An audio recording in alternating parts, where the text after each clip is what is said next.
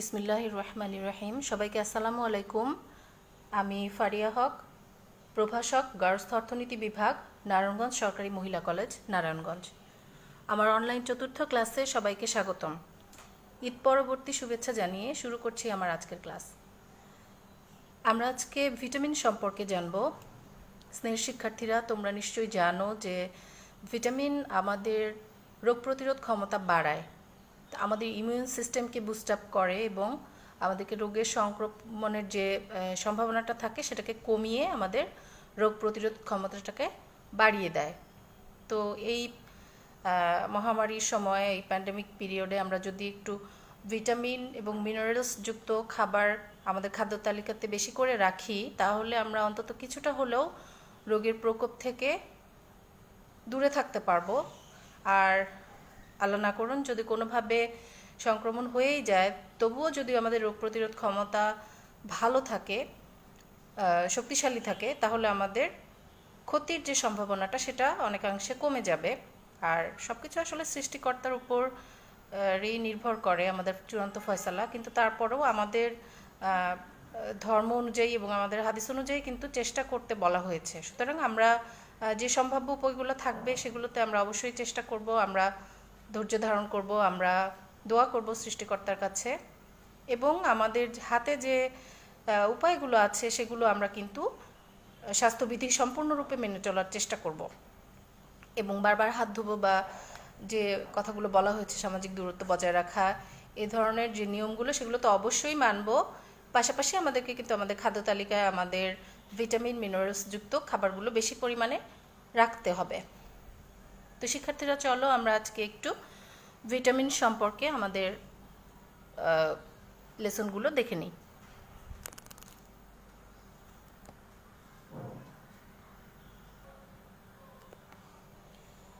সুপ্রিয় শিক্ষার্থীরা, আজকে আমাদের আলোচ্য বিষয় হচ্ছে ভিটামিন বা ভিটামিন।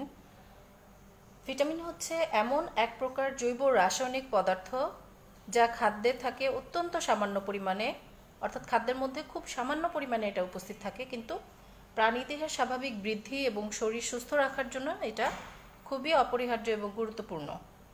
তো সেজন্য এটা খুব অল্প পরিমাণে হলেও আমাদের জন্য অত্যন্ত গুরুত্ব বহন করে।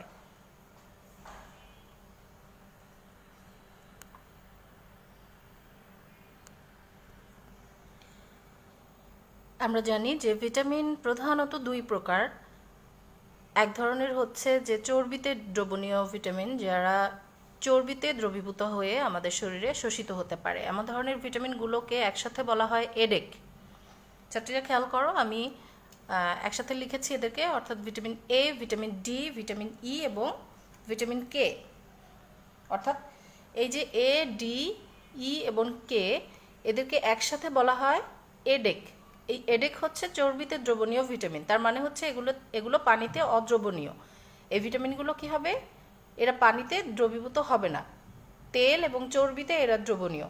এই জন্য এই প্রত্যেকটি ভিটামিনযুক্ত খাবার আমরা যখন গ্রহণ করব, অবশ্যই কিছু তেল বা চর্বি দিয়ে আমরা এগুলোকে রান্না করে তারপরে সেই খাবারগুলো যদি আমরা খাই, তখন কিন্তু এগুলো আমাদের শরীরে যে শোষণ পদ্ধতি সেটা ভালো হবে এবং ভিটামিনটা অ্যাবজর্বেশন সুন্দর হবে, আমরা পুরোটুকু পুষ্টিকে কাজে লাগাতে পারবো।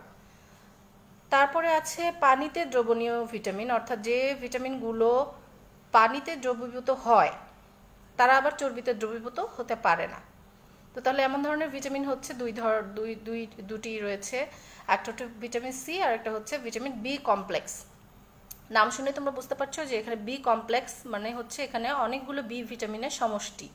এটা কিন্তু শুধুমাত্র একটা ভিটামিন না, প্রত্যেকটা ভিটামিন, যেমন এ এটা একটাই ভিটামিন, ডি এটা একটাই ভিটামিন, কে এটা একটাই ভিটামিন, ই একটাই ভিটামিন, সি একটাই, কিন্তু বি কমপ্লেক্স হচ্ছে অনেকগুলো বি ভিটামিনের সমষ্টি, যেগুলো হচ্ছে যে আলাদা আলাদাভাবে তাদের আবার আলাদা নামকরণ রয়েছে, সেগুলো আমি এখনই তোমাদেরকে দেখিয়ে দিচ্ছি।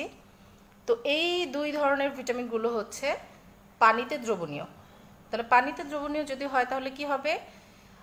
এগুলো পানির সাথে দ্রবীভূত হয়ে আমাদের শরীরে চলে আসে এবং পানির সাথেই কিন্তু শরীর থেকে বের হয়ে যায়। অর্থাৎ আমাদের যে ইউরিন পাস হয়, যেটা সেই ইউরিনের সাহায্যে কিন্তু ভিটামিন বি এবং ভিটামিন সি এরা শরীর থেকে বের হয়ে যায়। ফলে এই ভিটামিনগুলো কিন্তু শরীরে জমা থাকে না, এই জন্য বলা হয় যে প্রতিদিন ভিটামিন সি খেতে। এবং ভিটামিন বি এবং সি দুইটাই কিন্তু একই জিনিস। সেটা হচ্ছে যে এরা এদের কমন বৈশিষ্ট্য একটা, সেটা হচ্ছে যে পানিতে দ্রবণীয় এবং এটা শরীরে কিন্তু জমা থাকতে পারে না।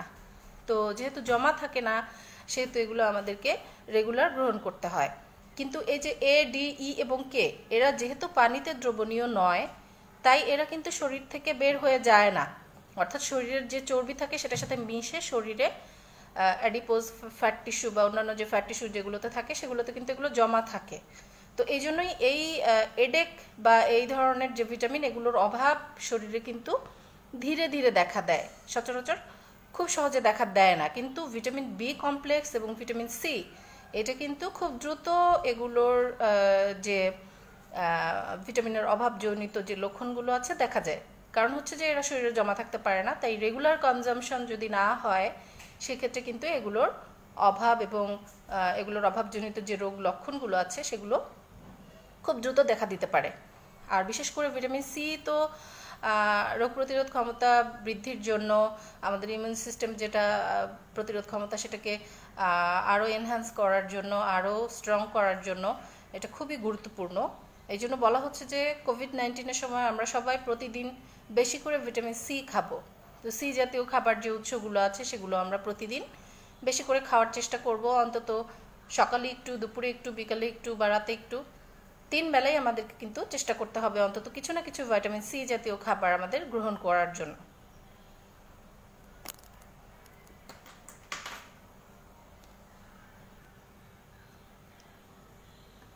ছাত্রীরা, তোমরা দেখতে পাচ্ছ এখানে একটা চার্ট দেয়া আছে, সেখানে বিভিন্ন ধরনের ভিটামিন, অর্থাৎ পানিতে দ্রবণীয় যে ভিটামিনগুলো আছে অর্থাৎ ভিটামিন বি কমপ্লেক্স এবং ভিটামিন সি, এদের রাসায়নিক নামটা এখানে দেয়া আছে। তোমরা একটু খেয়াল করো, তোমাদের বইতে সম্ভবত এগুলো নেই, কিন্তু এগুলো কিন্তু পরীক্ষায় প্রায় চলে আসে এবং এগুলো আমাদের নিজেদের জানার জন্যও কিন্তু জানা প্রয়োজন। ভিটামিন এবং মিনারেলগুলো সম্পর্কে আমাদের অবশ্যই কিছুটা বেসিক নলেজ থাকতে হবে।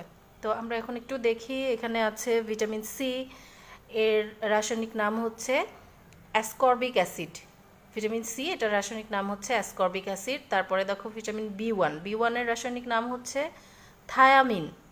লেখাগুলো হয়তো ছোট ছোট, তোমরা বুঝতে পারছো কি না, জন্য বলে দিচ্ছি। ভিটামিন বি ওয়ান হচ্ছে থায়ামিন, বি টু হচ্ছে রিবোফ্লাভিন, বি3 হচ্ছে নায়াসিন, বি6 এটা হচ্ছে পিরিডক্সিন বা পাইরিডক্সিন, যাই বলো না কেন।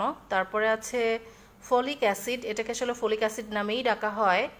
আরেকটা আছে, সেটা হচ্ছে বি12, এটা কিন্তু কোবালামিন বলা হচ্ছে। এই বি12 ভিটামিনটা কিন্তু আমাদের রক্ত স্বল্পতার জন্য, রক্ত স্বল্পতা থেকে রোধ করার জন্য খুব গুরুত্বপূর্ণ। এখানে আয়রনের সাথে এই ফলিক অ্যাসিডটা খুব প্রয়োজন হয়। আয়রনের সাথে ভিটামিন বি12 অর্থাৎ কোবালামিন এটাও প্রয়োজন হয়, সেই সাথে কিন্তু ফলিক অ্যাসিডও প্রয়োজন হয়। তো এই হচ্ছে ভিটামিন বি এবং সি গ্রুপের সদস্যদের যে নাম সেগুলো।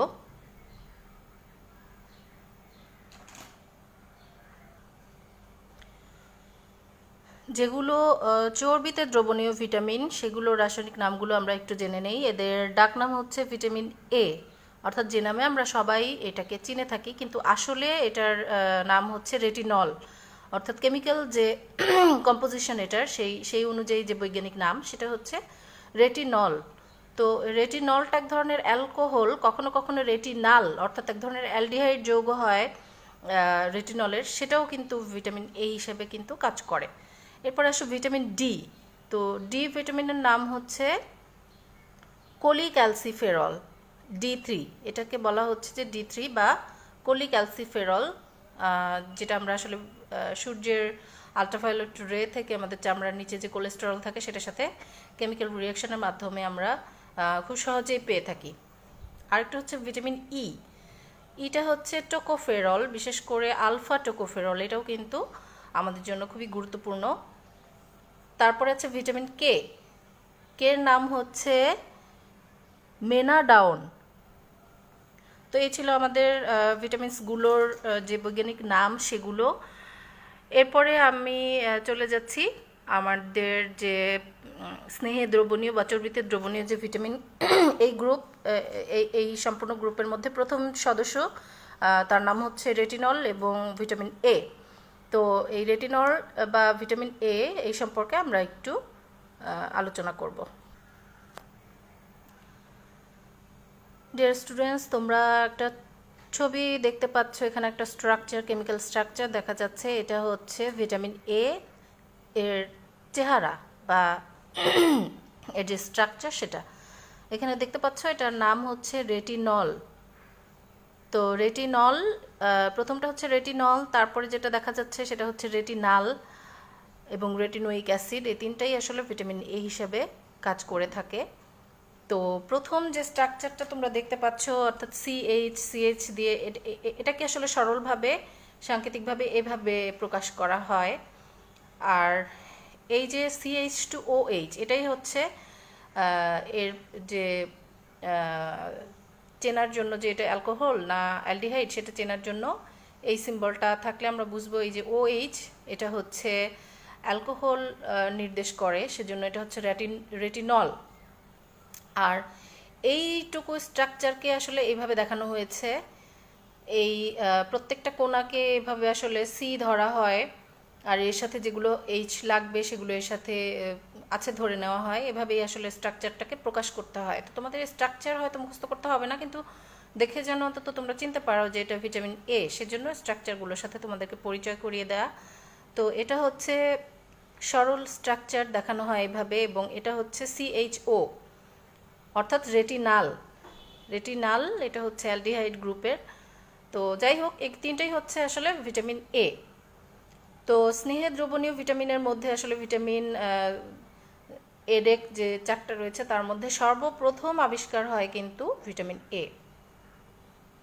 তো এটা উচ্চ আণবিক ওজন সম্পন্ন এক ধরনের জৈব অ্যালকোহল যা পানিতে অদ্রবণীয়। মেয়েরা খেয়াল রাখবে, চর্বিতে দ্রবণীয় যতগুলো ভিটামিন আছে সেগুলো সবই কিন্তু পানিতে অদ্রবণীয়। আবার পানিতে দ্রবণীয় যতগুলো ভিটামিন আছে সেগুলো সবই কিন্তু চর্বিতে অদ্রবণীয়। অনেক সময় এদের মধ্যে পার্থক্য চলে আসে, অনেক সময় চর্বিতে দ্রবণীয় এবং পানিতে দ্রবণীয় ভিটামিনগুলোর নাম আসে, এদের বৈশিষ্ট্য আসে। তো সেখানে কিন্তু আমরা এগুলো একটু মনে রাখার চেষ্টা করব।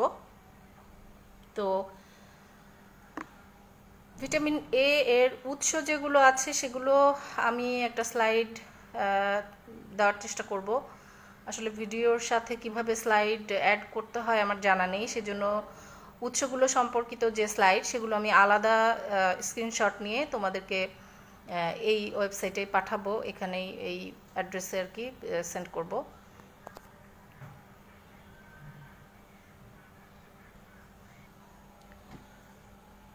তো আমরা এখন ভিটামিন এ এর কাজ, অর্থাৎ মানবদেহে যে ভিটামিন এর কাজ সেগুলো আমরা একটু দেখে নেই।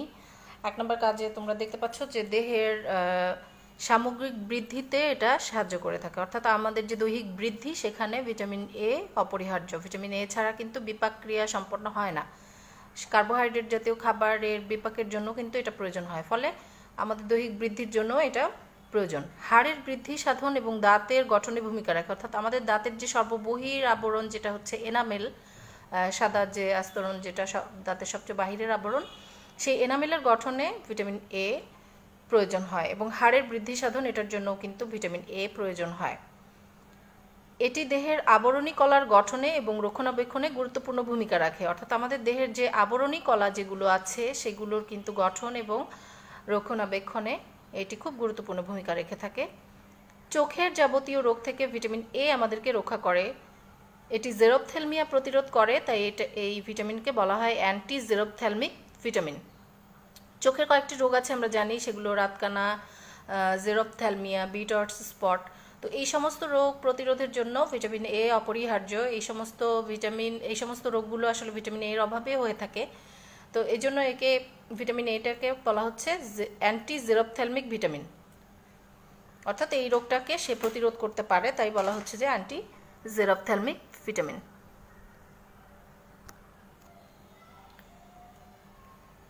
5 নাম্বার দেখো, চোখের পিচ্ছিল ভাব বজায় রাখে এবং চোখের রোগ প্রতিরোধ ক্ষমতা দান করে চোখকে আসলে। তো চোখের যে পিচ্ছিল ভাব আমরা দেখি যে সারাক্ষণই আমাদের চোখ ভেজা ভেজা মনে হয়, কিন্তু আসলে এই পিচ্ছিল ভাবটা বজায় রাখে কিন্তু ভিটামিন এ। ফলে ভিটামিন এর অভাবে কি হয়, চোখ খসখসে হয়ে যায়, আমাদের চোখের যে বাহিরের আবরণ যেটা অক্ষি গোলকের আবরণটা, সেই অংশটাকে কিন্তু অনেকটা শক্ত এবং খসখসে লাগে।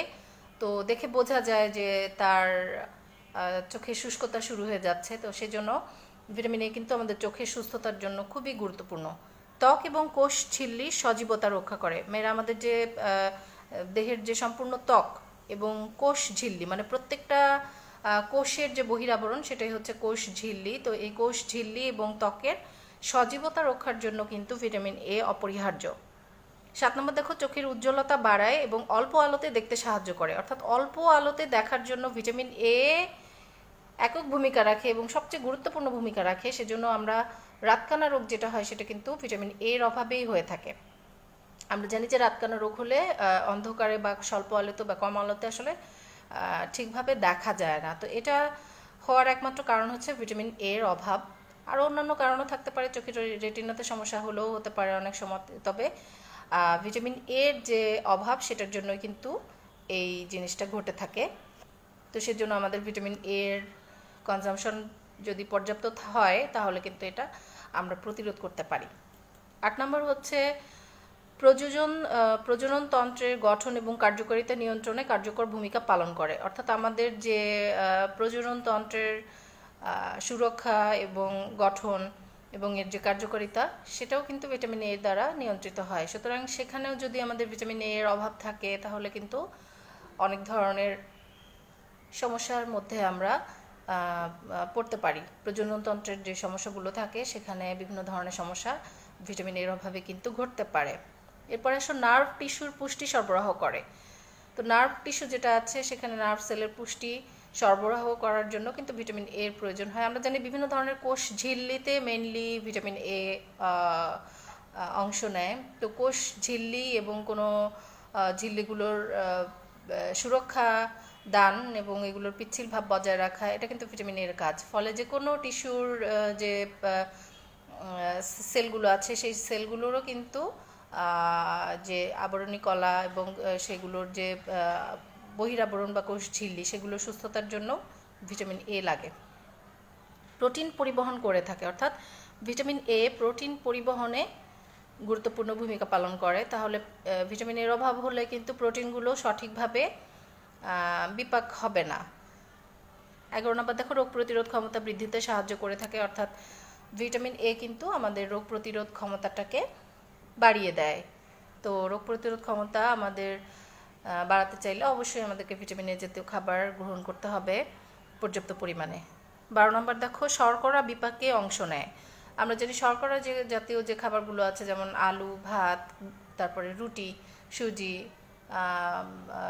মুড়ি, এই ধরনের কার্বোহাইড্রেট যে খাবারগুলো আছে সেগুলো হজম প্রক্রিয়া শেষ হওয়ার পরে সেগুলোর শরীরে যে কনজামশন এবং বিপাক ক্রিয়া সেগুলোতে কিন্তু ভিটামিন এ অত্যন্ত গুরুত্বপূর্ণ ভূমিকা পালন করে থাকে। তো সেজন্য আমরা কিন্তু ভিটামিন এর অভাব ঘটলে শর্করা ঠিকমতো বিপাক হতে পারবে না এবং শর্করা ভেঙে ঠিকভাবে শক্তি উৎপাদন হতে পারবে না।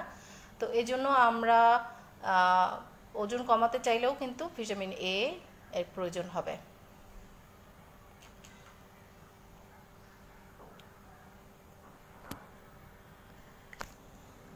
তো প্রিয় শিক্ষার্থীরা, আজকে এই পর্যন্তই। আগামী ক্লাসে আবার তোমাদের সাথে অন্য কোনো টপিক নিয়ে হাজির হয়ে যাব। সে পর্যন্ত তোমরা সবাই সুস্থ থাকো। আর একটা কথা, সব কিছু খুলে দেওয়া হয়েছে আজকে থেকে, 31শে মে থেকে সব কিছু খুলে যাচ্ছে। তো সব গণপরিবহনও হয়তো চলছে সীমিত আকারে এবং অফিস আদালত খোলা থাকছে। তো এই সময়টা আমাদের জন্য আরও বেশি ঝুঁকিপূর্ণ। তোমাদের কাছে আমার অনুরোধ রইল, তোমরা যথাসম্ভব নিজেদেরকে প্রোটেকশন নেওয়ার চেষ্টা করবে। খুব গুরুত্বপূর্ণ কাজ ছাড়া বাহিরে আমরা যাব না এবং ঘরে থাকব। আর ঘরের থেকেও স্বাস্থ্যবিধিগুলো কিন্তু আমরা মেনে চলবো। বাইরে থেকে যে আসবে তাকে সরাসরি আগে বাথরুমে ঢুকিয়ে দিয়ে সে সম্পূর্ণ গোসল করে বের হওয়ার আগ পর্যন্ত তাকে আমরা কোনো কিছু টাচ করতে দিব না। আর নিজেরাও বারবার সাবান দিয়ে হাত ধুতে থাকবো। বাসায় যে ছোট সদস্য এবং বয়স্ক সদস্য আছে অবশ্যই তাদের খেয়াল রাখার চেষ্টা করব। আর এটা যেহেতু হাত থেকে ছড়ায় সব জায়গায়, তো আমরা হাতটা যাতে সবসময় একটু পরপর ধুই, সেটা যেন আমাদের ভুল না হয়, এগুলো যেন আমরা একটু খেয়াল করি। তো ঠিক আছে, সবাইকে আল্লাহ হাফেজ, সবাই ভালো থাকো।